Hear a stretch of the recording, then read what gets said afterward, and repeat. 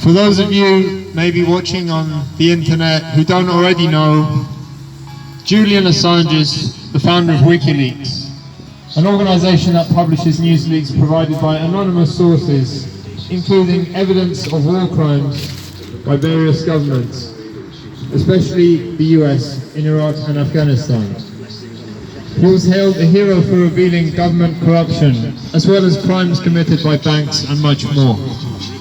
In 2010, Sweden issued an international arrest warrant for Assange after false allegations of sexual assault, which had no evidence and were just a pretext for him to be extradited from Sweden to the US, because of his role in publishing secret American documents revealing US war crimes in Iraq and Afghanistan, showing American troops killing innocent civilians and journalists and laughing while doing so. As a result, he was granted asylum in the Ecuadorian embassy in London to escape this false persecution.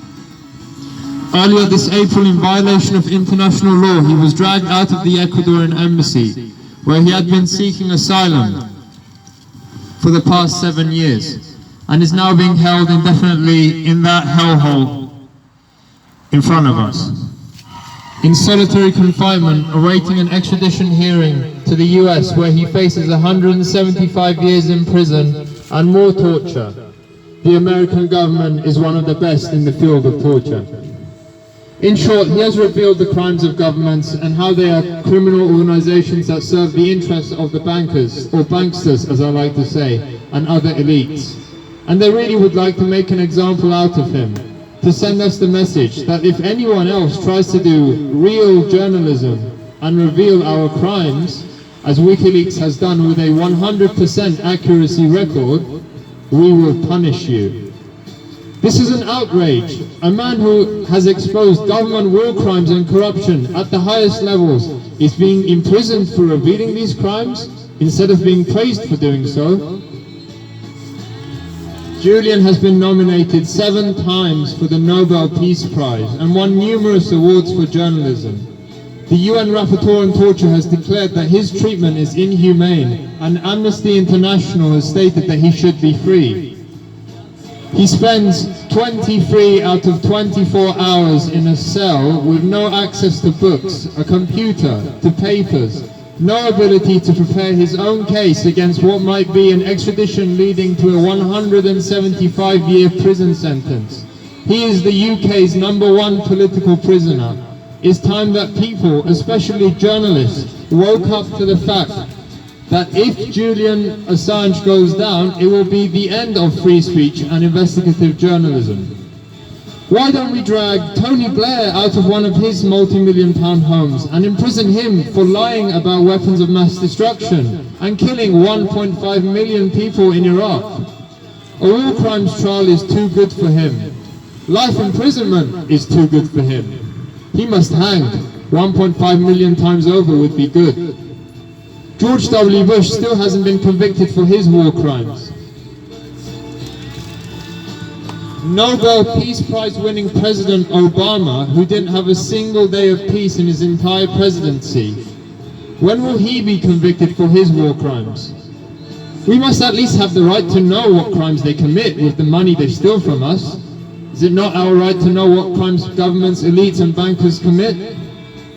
On Monday, 21st of October this year, Assange appeared in court, a broken man, looking very unwell, who for the past 6 months has been subject to psychological torture and is being treated worse than a murderer. Assange mumbled, paused for a very long time and stuttered as he confirmed his name and date of birth.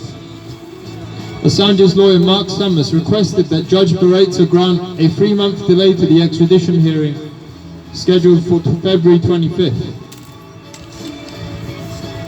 He pointed to the fact that the Spanish security company in charge of security cameras during Assange's time in the Ecuadorian embassy, UC Global, had been live streaming their cameras in the embassy to the CIA so they could watch and hear meetings between Assange and his lawyers, to the extent that they even put hidden cameras in the women's toilets where Assange would often have meetings with his lawyers. How can this man receive a fair trial? Judge Barreto denied the extension request. At the end, when Barreto asked Assange if there was anything else he'd like to say, Assange replied that what is happening is inequitable and that his treatment in Belmarsh prison is making it impossible for him to prepare for this case. He added, "I can't think properly," fighting back tears. Judge Barreto replied, "The conditions of your detainment are not the subject of this court." This hero of humanity, this intelligent man of a gentle nature is being destroyed. We will all go home after this event to friends or family, but tonight Assange lies alone in a cell, wasting away, while mass murderer Tony Blair sleeps comfortably and the BBC stays silent. Do not let them do this. The moment we lose all fear is when things will really change. On the 5th of November, outside the Home Office, MIA sang her song, Paper Planes, which had a line that went, "All I want to do is bang, bang, bang, bang, and take your money." Sounds a lot like what governments do. They steal our money and they kill people with it.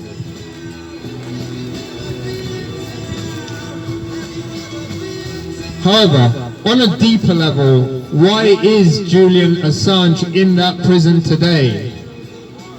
The harsh truth is that we have allowed them to do this. We give them their power with the outdated and naive assumption that they work for us. However, we have known for some time now that this is not the case.